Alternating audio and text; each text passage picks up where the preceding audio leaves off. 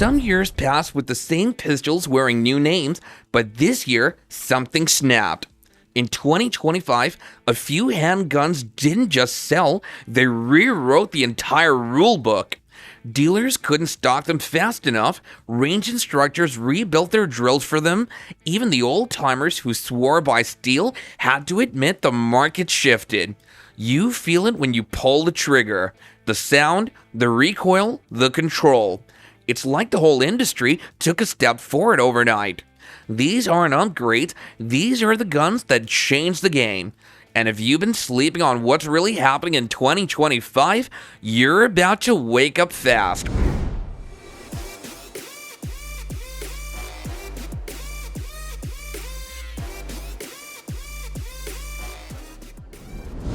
I picked up the Canik TP9 Elite SC with zero expectations going in. Honestly, I just wanted a cheap backup I wouldn't cry over if it stayed in the glove box. Everyone talks about Canik being the poor man's Walther, so I figured, fine, let's see if this thing even runs. First couple of mags? Meh. The slide felt stiff, the grip was short enough to make my pinky cry, and the trigger, well, not terrible, but not blowing my mind either. I almost tossed it in the box and wrote it off as another good-for-the-money pistol. But then I actually trained with it, and that's where it clicked. This little subcompact points naturally faster than it should. The recoil impulse, shockingly manageable. The factory sights are clean and crisp, and the trigger, once broken in, breaks lighter than some guns double its price. It digested everything I fed it, from steel case junk to my favorite hollow points, without even flinching. The crazy part? I started trusting it. This was supposed to be my throwaway gun. Instead, it's sitting on my nightstand. It vanishes under the waistband, carries like it's not even there, and when I actually need it, yep, I believe it'll do its job.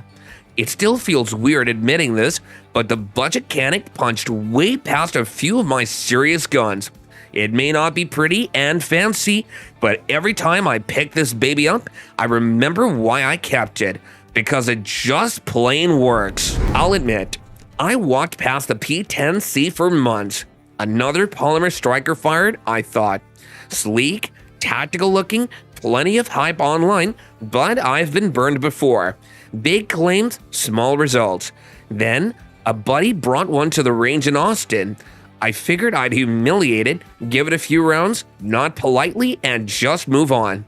The first mag? Shut up. Ni femi. The grip? Perfect. Not too thick, not too slim, just right. Texturing that actually helps, not punishes. Trigger? Smooth, crisp, with a reset that makes you grin like a maniac. Recoil, manageable, controlled. The gun wanted to stay on target, not hop around like a caffeinated rabbit. By the second mag, I was noticing groups tightening up faster than I expected. And the best part? It felt confident, like it knew it belonged there, rubbing elbows with guns twice its price.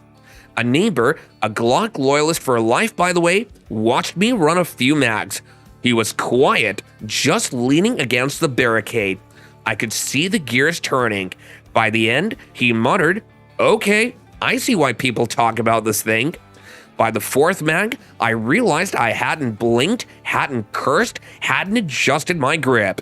The gun was just there, doing its job, quietly humiliating every overpriced striker fired I'd ever sworn by. I didn't need a red dot, didn't need flashy optics. The P10C just made me look good, made the shots feel easy, and left me staring at the target thinking, why did I doubt this thing? That's the kicker. It sneaks up on you, earns your respect without asking for it, and leaves you wondering why you ever cared about hype. I underestimated this thing. Big mistake.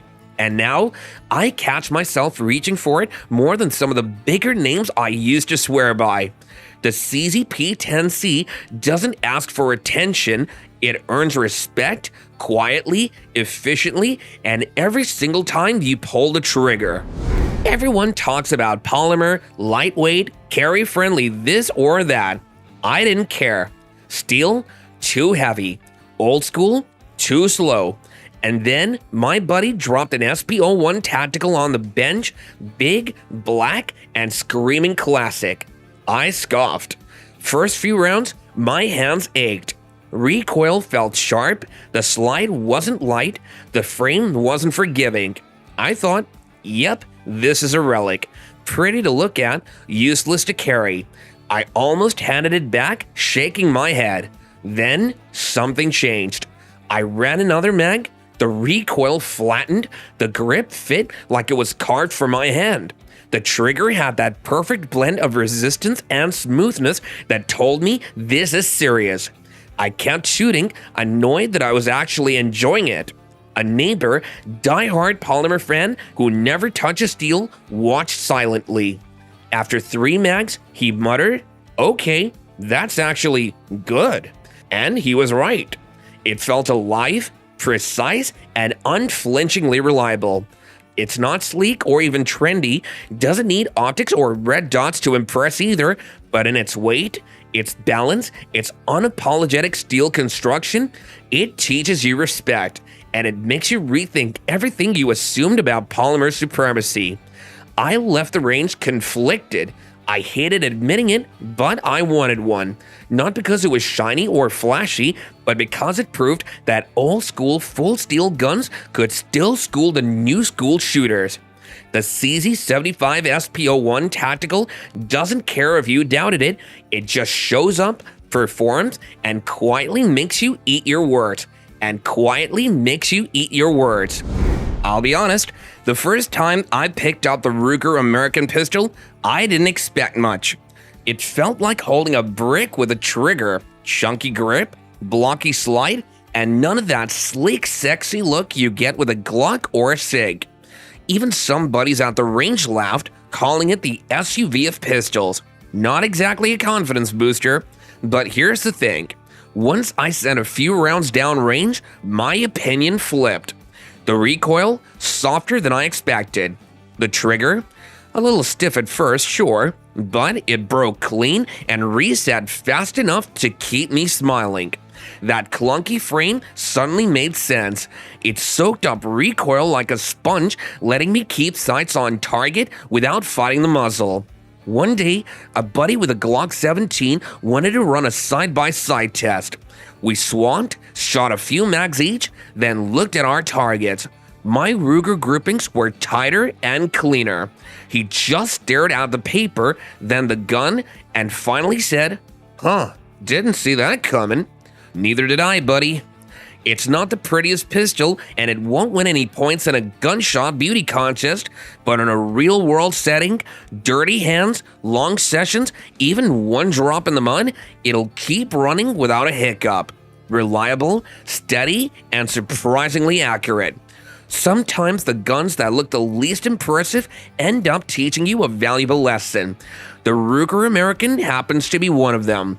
Written off as clunky, maybe, but once you actually shoot it, it just might change your mind.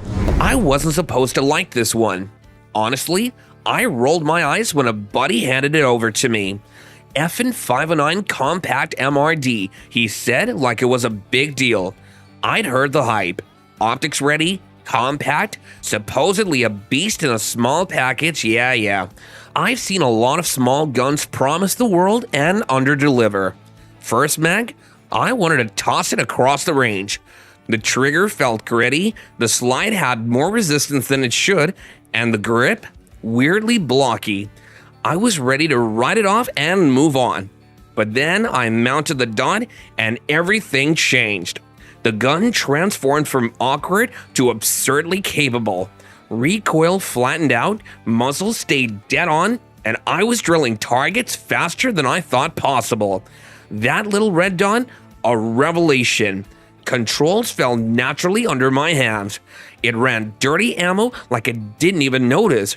I went through 3 mags without a single hiccup, and I found myself whispering, "Okay, you might actually be worth something."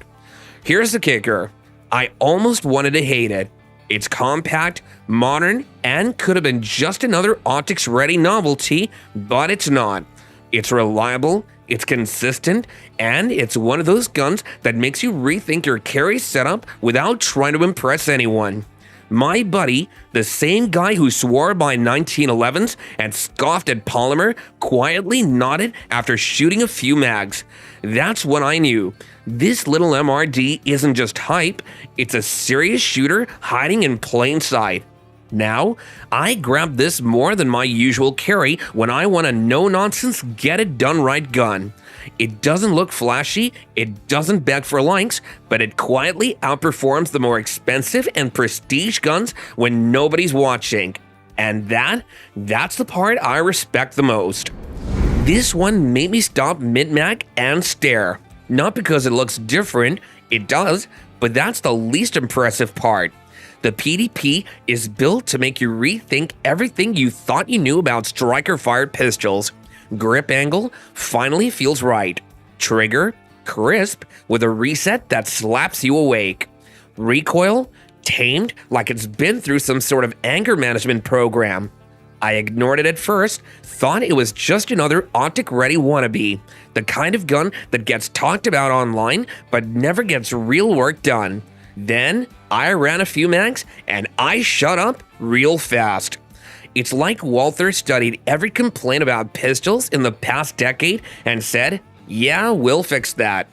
Everything clicks. Ergonomics, controls, balance. You don't notice it, you just shoot and it works. And when it doesn't, that's your mistake, not the gun's. A buddy of mine, sheriff's deputy in Harris County, carries one on duty. Says it's the first pistol he's felt confident with without finding the gun every step of the way. And now I get it.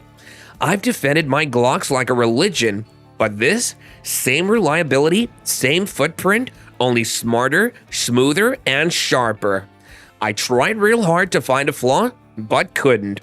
I tried to break the rhythm, throw it off balance, nada.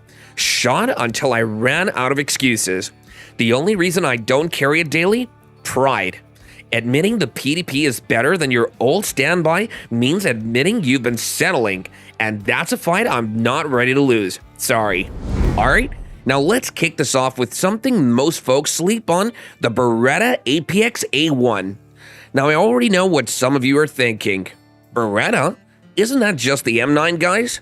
Yep, the military workhorse, the old school sidearm. But this one, totally different animal. And the crazy part? Hardly anyone ever talks about it.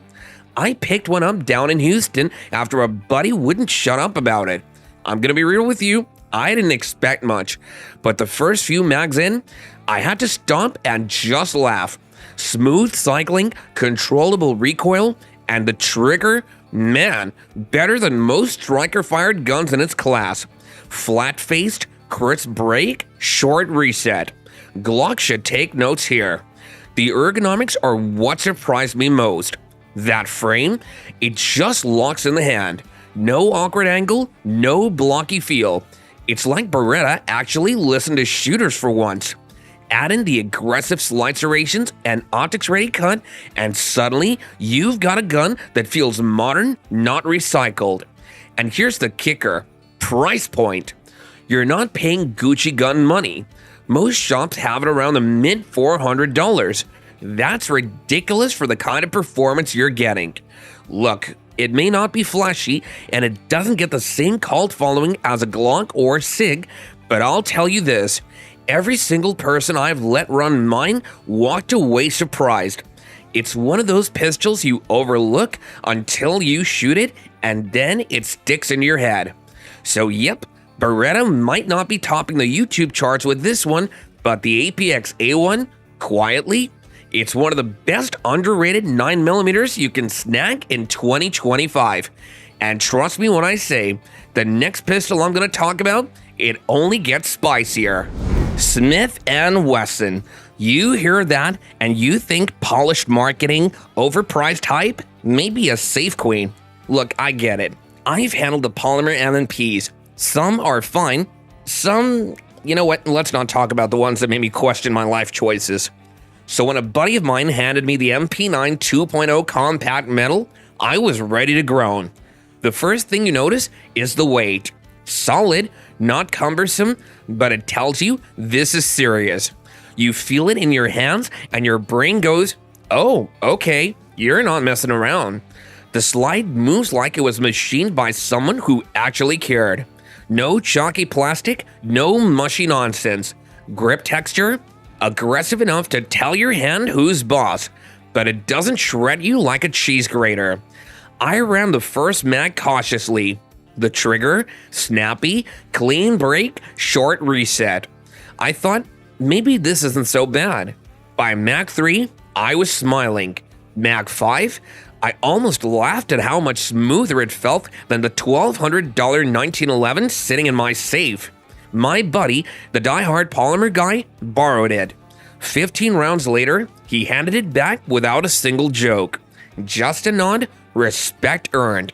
I kept feeding it rounds, cheap stuff, hot stuff, everything in between. It didn't complain, didn't hiccup, and that's when I realized this isn't about looking pretty or even flexing on Instagram. This is about function, gritty, solid, and relentless in performance. Do you need it? Maybe not. Will it convert you? Probably. I walked in thinking I'd play it safe. I left questioning every polymer favorite I'd ever had. The M&P9 2.0 compact metal may not be flashy or even trendy, but it's stubborn in the way that only a well-made metal pistol can be, and sometimes stubborn is exactly what you need in a gun. This one, yeah, it got under my skin. I first saw the Hellcat Pro on a counter and thought, cute, probably all hype. Slim, micro-compact, crazy high capacity, sounded like marketing trying to sell me a fantasy. I picked it up, felt the slide, squeezed the trigger, and shrugged. Light, small, probably soft. First mag at the range, reality check. The recoil wasn't there. Not harsh, not snappy, just manageable, flat. The grip, perfect. Surprising for a micro. The trigger, crisp, clean, and honest. I ran another mag and started noticing something weird. This little gun was doing things that my bigger, more expensive pistols struggled with. Tight groups, fast follow-ups, confidence I didn't expect from something that fits in a pocket. Then came the real test. I carried it for a week, everywhere. Pocket, bag, concealed. No fatigue, no weird grip shifts, just reliable. By day 4, I caught myself thinking about leaving my usual carry at home. The Hellcat Pro was faster to deploy, easier to control, and still had more rounds than any other micro I'd carried. It's not flashy, it doesn't beg for attention, but it works so well that it almost makes you feel guilty. I watched a buddy, a full-size Glock loyalist by the way, shoot it and nearly dropped his jaw. No way that tiny thing just did that, he said. That's what gets me. The Hellcat Pro isn't trying to be sexy, and it's not about optics, bling, or even internet points. It's about doing its job quietly, effectively, and in a package that makes you rethink everything you thought you knew about micro compacts. And in a world full of overhyped guns, that's the part that makes you respected. You ever look at a gun and swear it's watching you back? That is the Masada Slim. It sat there on the counter, low profile, no frills, like it knew something I didn't. Polymer frame, striker fired, optics ready. Nothing flashy, but that's the trick, isn't it? The more ordinary it looks, the more dangerous it probably is. I picked it up. Lightweight, slim grip. The kind of pistol you could carry all day and forget it's even there until you need it. The slide pulled smooth, trigger reset snapped sharp. Too sharp. The kind of sharp that reminds you this thing wasn't made to sit in a display case. And then the weird part. The guy behind the counter leaned over and said, "You'd be surprised how many people come back for this one, not because it breaks, but because they swear it's unsettling." Unsettling? That's a word you don't expect when you're buying a carry gun. He said folks would dry fire it, holster it, and later claimed they couldn't shake the feeling they were still holding it, like muscle memory refused to let it go. Maybe it's just the size. Compact, easy, ready to disappear under a shirt.